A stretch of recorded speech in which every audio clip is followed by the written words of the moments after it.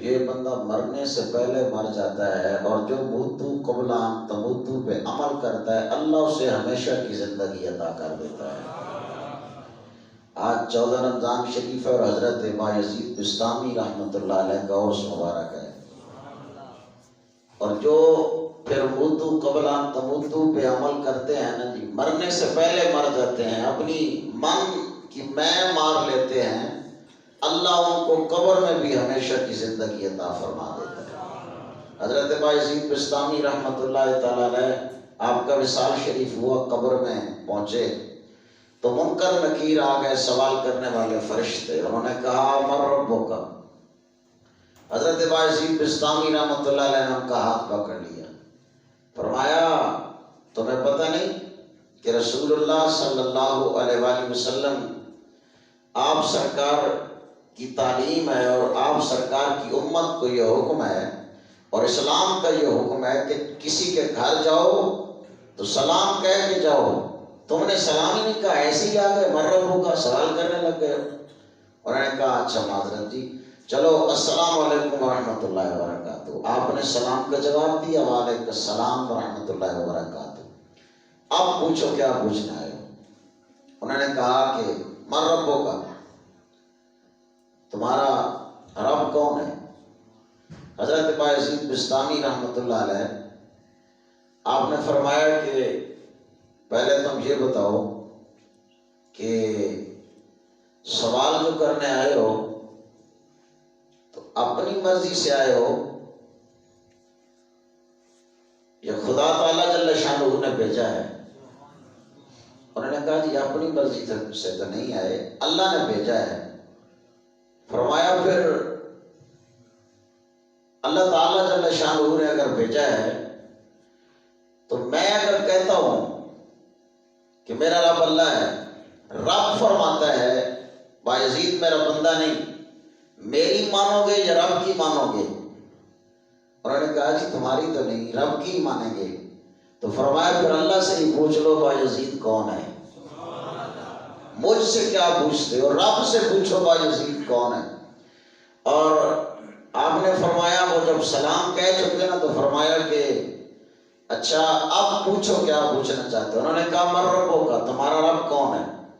آپ نے فرمایا پہلے مجھے سوال کا جواب دو، تم نے مجھے سلام کہا ہے السلام علیکم، مسلمان سمجھ کے سلام کیا ہے یا کافر سمجھ کے؟ تو فرشتوں نے کہا جی مسلمان سمجھ کے۔ فرمایا جب مسلمان سمجھ کے سلام کیا ہے تو من ربک کا سوال کرنے کا مقصد کیا ہے؟ فرشتے وہ معصوم عن الخطا ہیں، لیکن اللہ تعالیٰ جل شانہ کی محبوبیت کا قرب انسان جس کو مل جاتا ہے اللہ اسے فرشتوں سے بھی اعلیٰ مقام عطا کر دیتا ہے۔ تو فرشتے بھی یقیناً وہ حیران ہو گئے، وہ عجیب بندے سے پالا پڑا ہے، آج تو بجائے جواب دینے کے الٹا سوال ہم سے کر رہا ہے۔ اللہ تعالیٰ جل شانہ کی بارگاہ میں حاضر ہو، یا رب العالمین عجیب بندہ ہے بایزید، اس نے کہا رب سے ہی پوچھو کہ مجھے اپنا بندہ مانتا بھی ہے یا نہیں مانتا۔ تو رب تعالیٰ جل شانہ نے فرمایا جاؤ اس کو جا کے کہو تمہیں مبارک ہو، اللہ نے تمہاری قبر کو جنت کا باغ بنا دیا ہے، اس لیے کہ یہ وہ بایزید ہے کہ عاش فی محبتی و مات فی محبتی، اس نے ساری زندگی بھی میری محبت میں گزاری ہے اور موت بھی میری محبت میں نصیب ہوئی ہے۔ یہ ایسے اہل اللہ ہیں اور پاکیزہ ہستیاں ہیں اللہ تعالیٰ جل شانہ نے جن کو اعلیٰ مقام عطا فرمایا، آج ان کا یوم عرس ہے۔ اور یہ وہ حضرت بایزید بستامی رحمۃ اللہ تعالیٰ علیہ ہیں جو سید نہیں غیر سید ہیں، لیکن حسنی حسینی نجیب الطرفین سید حضور سیدی فیض عالم داتا گنج بخش علی بن عثمان الحجویری رحمۃ اللہ تعالیٰ علیہ، آپ حضرت بایزید بستامی رحمۃ اللہ تعالیٰ علیہ کے مزار شریف پہ حاضری دیتے ہیں، اور جب بھی کوئی مشکل آتی ہے آپ بایزید بستامی کے مزار پاک پہ حاضر ہوتے ہیں، اللہ مشکل حل فرما دیتا ہے۔ یہ عقیدہ اہل سنت کا آج نہیں، یہ 1000 سال پہلے حضور داتا صاحب رحمۃ اللہ علیہ ہیں، یہ صدیوں پہلے اسلام میں یہ عقیدہ مزارات پہ حاضری دے کر مشکل کشائی اللہ سے طلب کرنا اور اہل اللہ کی بارگاہ میں حاضری دینا۔ تو حضرت داتا صاحب رحمۃ اللہ علیہ اپنی شریف کو جھاڑو بنا کر داڑھی شریف سے بایزید بسطامی رحمۃ اللہ علیہ کی قبر کی صفائی کیا کرتے تھے. یہ وہ بایزید بسطامی رحمۃ اللہ علیہ. تو میں عرض کر رہا ہوں کہ موتو قبل ان تموتو، سرکار دو عالم علیہ الصلوۃ والسلام کے غلاموں، یہ صوفیاء کرام کا قول مبارک ہے، اور فرماتے ہیں کہ مرنے سے پہلے مر جاؤ، اپنا من مار لو، اپنی میں مار لو. جب بندے کی میں مر جاتی ہے تو اللہ اس کو ہمیشہ کی زندگی عطا فرما دیتا ہے. اچھا کون بندہ ہے جو میں مار کے پھر یہاں اس چارپائی پہ آ کے لیٹے گا؟ تسی جی تیر پائی وہاں لڑ دو جی، تسی تشریف رکھو بزرگو، تسی چلو یہ سارے دوست ہیں، اللہ تعالیٰ سلامت رکھے. ایک منٹ ٹھہرنے جی، لیاؤ بیٹھے تھے بچھا دو ذرا.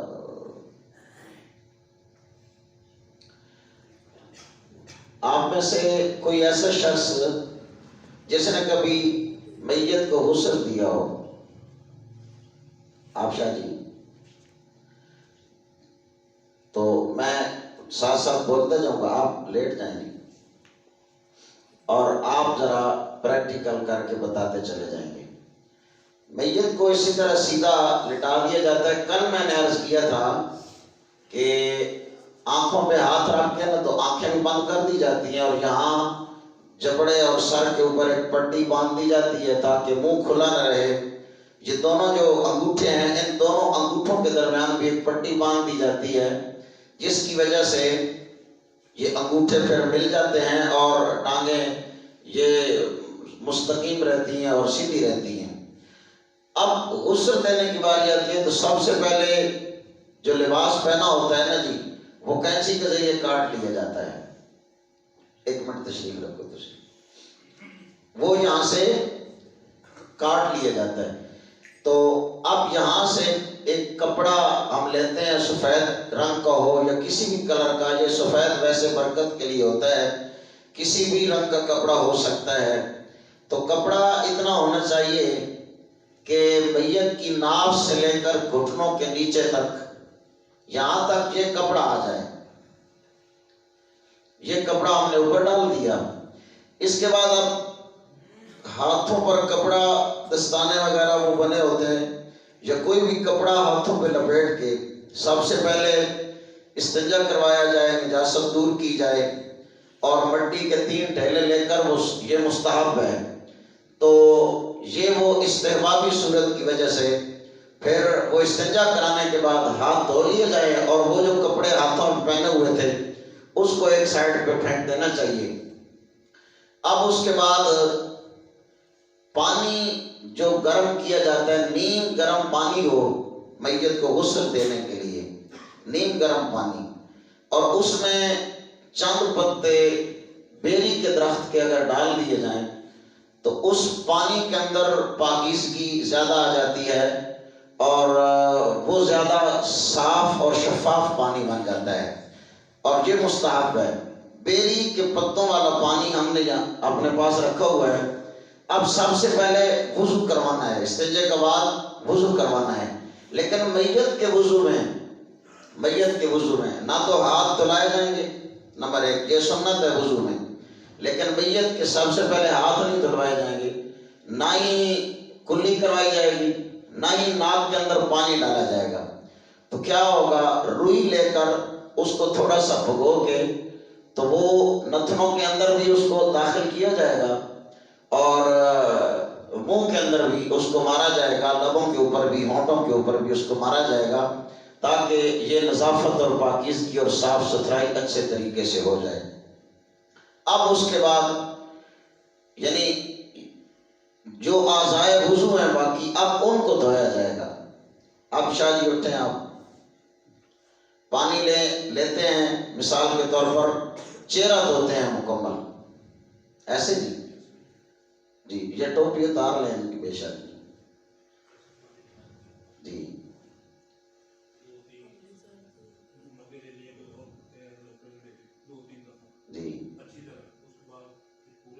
نہیں، پورے بدن کو نہیں دھونا، وہ بعد میں بتاتا ہوں.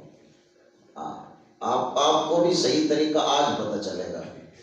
یہ چہرہ دھو لیا ہم نے، چہرہ دھونے کے بعد اب بازو دھونے ہیں جی، بازو اٹھایا دائیں، اور اس بازو کو یہاں تک کوریوں سمیت جو ہے وہ دھو لیا، پھر اس کے بعد دوسرا بازو، اس کو آخر تک دھو لیا کوریوں سمیت، یہ بازو دھو لیا، پھر پاؤں آ گئے، دونوں پاؤں کو دھو لیا۔ اب یہ ہو گئے اعضائے وضو کو دھو لیا گیا ہے۔ سب سے پہلے استنجا کروانا ہے، پھر اعضائے وضو کو ہم نے دھونا ہے، اور کلی اور ناک میں پانی ڈالنے کی جگہ روئی گیلی کر کے اس کو پھیر لینا ہے، تو اس طرح پھر اس کی صفائی ستھرائی ہو جائے گی۔ باقی چہرہ دھونا، بازو دھونا اور پاؤں دھوئے جائیں گے، اور پھر اس کے سر کے اوپر ہاتھ پھیر دیا جائے گا تاکہ وہ مسح بھی ہو جائے۔ اب یہ وضو ہو گیا۔ اب اس کے بعد آتی ہے غسل کی باری۔ تو سب سے پہلے مستحب یہ ہے کہ ایک مرتبہ سادہ پانی ڈالا جائے پورے جسم پر، سر سے لے کر پاؤں تک سارا پانی مکمل ڈالا جائے۔ اب دوسری باری آتی ہے وہ بیری والے پتوں کے پانی کی۔ وہ پانی ہم لیتے ہیں تو میت کا ہوگا یہ بایاں پہلو، ادھر کھبے پاس، یہ بائیں پہلو پہ، دایاں اوپر رہے گا، تھوڑا دایاں یہ ہے نا، اس سائڈ یہ آئے گا، دایاں پہلو جو ہے یہ اوپر رہے گا۔ اب یہ دائیں پہلو سے یہاں سے شروع کر کے سر سے لے کر آخر تک مکمل اس ساری سائڈ کو، مکمل حصے کو دھویا جائے گا۔ جب یہ مکمل دھو لیا جائے گا دایاں پہلو، اب ان کو دوسری طرف، بائیں طرف، یعنی میت کی دائیں جانب ہوگی لیکن اوپر اٹھی جو ہے وہ بائیں جانب ہوگی۔ پہلے دایاں حصہ دھونا ہے اور اس کے بعد بایاں حصہ دھونا ہے۔ اب یہ بھی شروع سے لے کر آخر تک مکمل اس کو دھو لیا جاتا ہے۔ یہ تقریباً جب اس طرح ہم غسل دیں گے تو کوئی ایسا جسم کا حصہ باقی نہیں رہے گا کہ جو خشک رہ جائے، وہ تقریباً مکمل اعضائے جسم دھل جایا کرتے ہیں۔ اب اس کے بعد پھر میت کو اٹھانا ہے،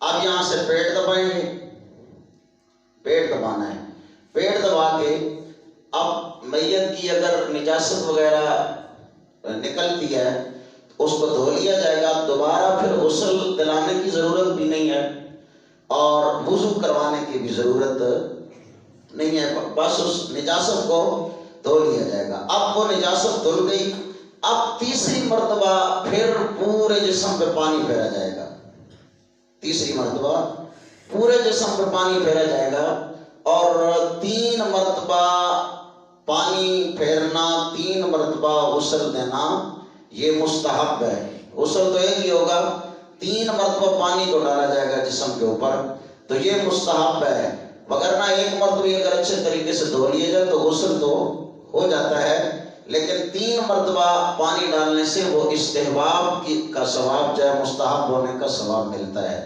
اب تیسری مرتبہ پھر مکمل جسم کو 1 مرتبہ، اس کے بعد یہ بٹھایا ہے اور یہاں پیٹ کو دبایا، تو اس کے بعد پھر 1 مرتبہ پورے جسم کو دھویا جائے گا۔ اب غسل ہو چکا مکمل۔ اس بات کی سمجھ آ گئی آپ کو؟ جزاک اللہ۔ اللہ تعالیٰ آپ کو لمبی صحت والی عمر نصیب فرمائے۔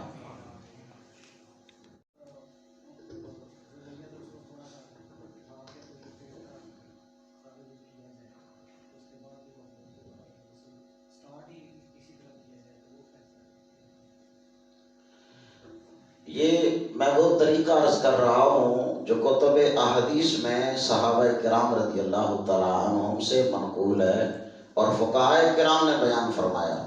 مجھے جو حکمت اس میں سمجھ آ رہی ہے نا، پہلے چونکہ اس کو استنجا کروا لیا گیا تو یقیناً اس کا پیٹ دبایا اور وہ استنجا وغیرہ کروا دیا، لیکن دوبارہ پھر اس کو اٹھا کے اور پھر پیٹ دبایا جا رہا ہے۔ مجھے جو اس میں حکمت سمجھ آ رہی ہے وہ یہ ہے کہ جب اعضائے وضو دھلتے ہیں اور جسم سارے کے اوپر پانی بہتا ہے تو اس وقت جو ہے اعضائے وضو جو ہے جسم کے اعضاء وہ مزید ڈھیلے پڑ جاتے ہیں۔ جب ڈھیلے پڑتے ہیں تو جو نجاست جمی ہوتی ہے پانی کے لگنے کی وجہ سے، پھر وہ نجاست جو ہے وہ خارج ہونے کی طرف مائل ہوتی ہے۔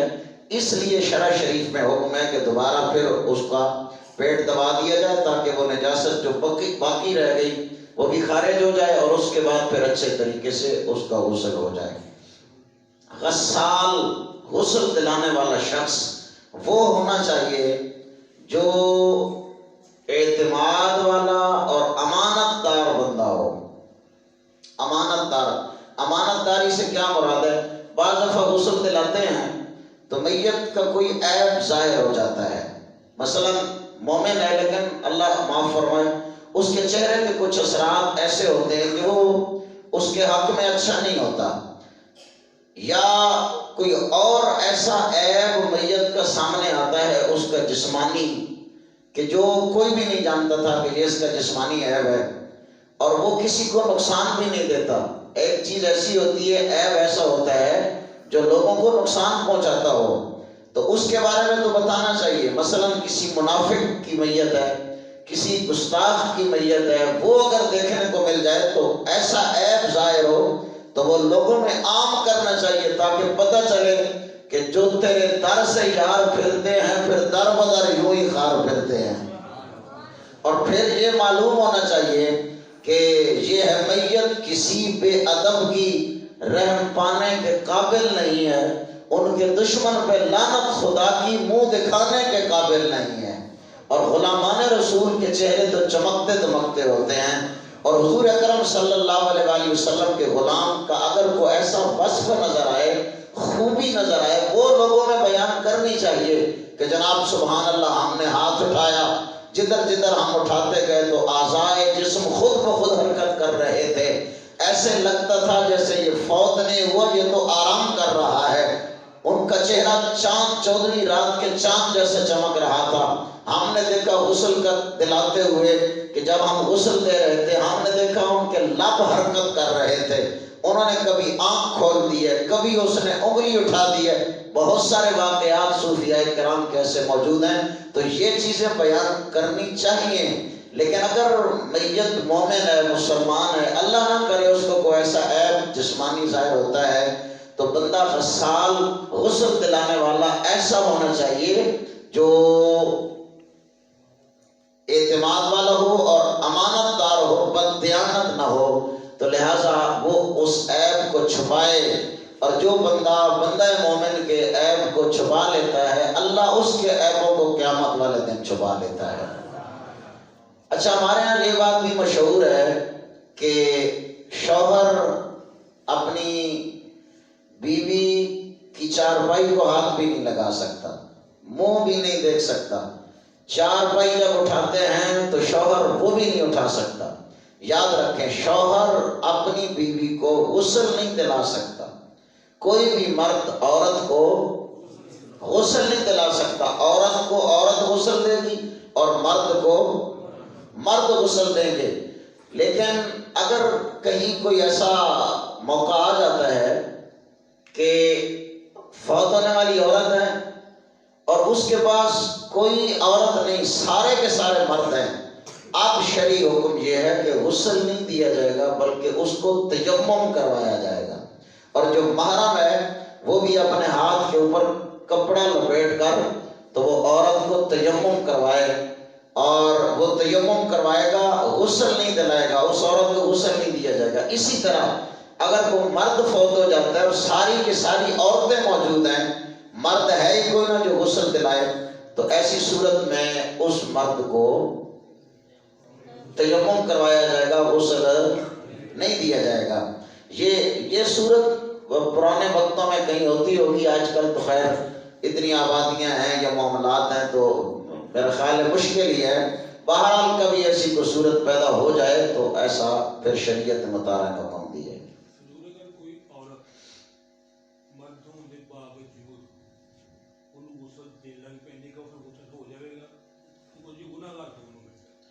اس میں گناہگار چونکہ میت تو نہیں ہے، لیکن گناہگار وہ عورت ہوگی جو زبردستی غسل دلوا رہی ہے۔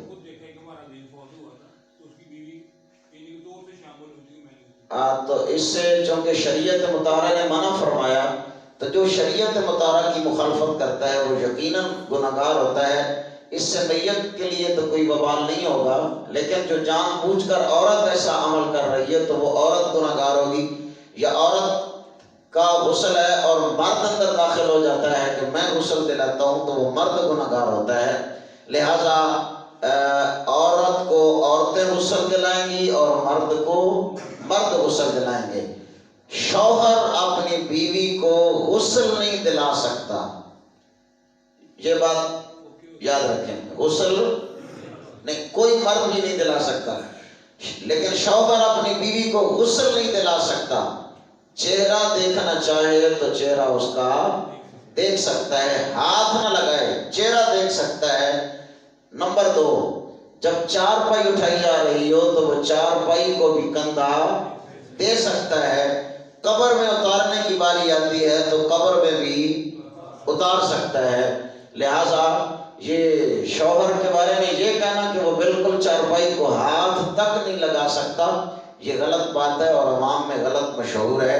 صرف وہ غسل نہیں دلا سکتا، چھو نہیں سکتا، باقی چہرہ دیکھنے میں کوئی حرج نہیں ہے. چارپائی جب غیر محرم اٹھا سکتا ہے، شریعت نے اجازت دی ہے، تو شوہر جس کے ساتھ ساری زندگی اس عورت نے گزاری، اس بیچارے نے کیا جرم کر لیا ہے. لہٰذا وہ چارپائی کو کندھا بھی دے سکتا ہے، قبر میں بھی اتارنا چاہے تو وہ اتار سکتا ہے. اور غسل کے حوالے سے اگر آپ کے ذہن میں کوئی اور سوال آتا ہو تو آپ پوچھ سکتے ہیں.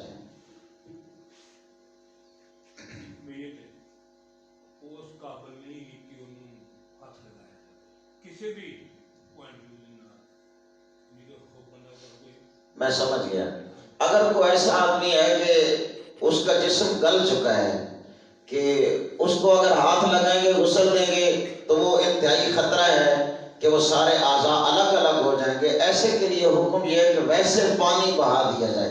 اگر پانی بہانے سے بھی نقصان ہوتا ہو تو پھر اس کو تیمم کروا لیا جائے، یعنی اپنے ہاتھ جو ہے نا، اس کے ہاتھ تو نہیں مارنے نا میت کے، اپنے ہاتھ مٹی پہ مار کے تو اس کے چہرے پہ اور بازوؤں پہ پھیر لیے جائیں، اس کا تیمم ہو جائے گا. تو یہی تیمم اس کے غسل کی کفایت کر لے گا. جی وہ کفن والی گل ہے جی. کل انشاءاللہ کفن کے حوالے سے، آج میت کو غسل دینے کے حوالے سے عرض کیا ہے، تو کل انشاءاللہ کفن دینے کے حوالے سے کہ میت کو کفن کیسے دیا جاتا ہے اور کتنی چادروں میں دیا جاتا ہے. پھر کفن دینے کے بعد انشاءاللہ اگلے دن پھر ہم پڑھیں گے کہ میت کی چارپائی کو اٹھانا سنت کیسے ہے، کیسے اٹھایا جاتا ہے. ہم تو ویسے ہی جا کے کاندھا لگا دیتے ہیں کلمہ شہادت، لیکن انشاءاللہ ہم صحیح طریقہ پڑھیں گے کہ میت کو کندھا دینے کا سنت طریقہ کیا ہے. اس کے بعد پھر ہم انشاءاللہ نماز جنازہ کے حوالے سے کچھ پڑھیں گے. اللہ تعالیٰ جل شانہ سب کی حاضری کو اپنی بارگاہ قدس میں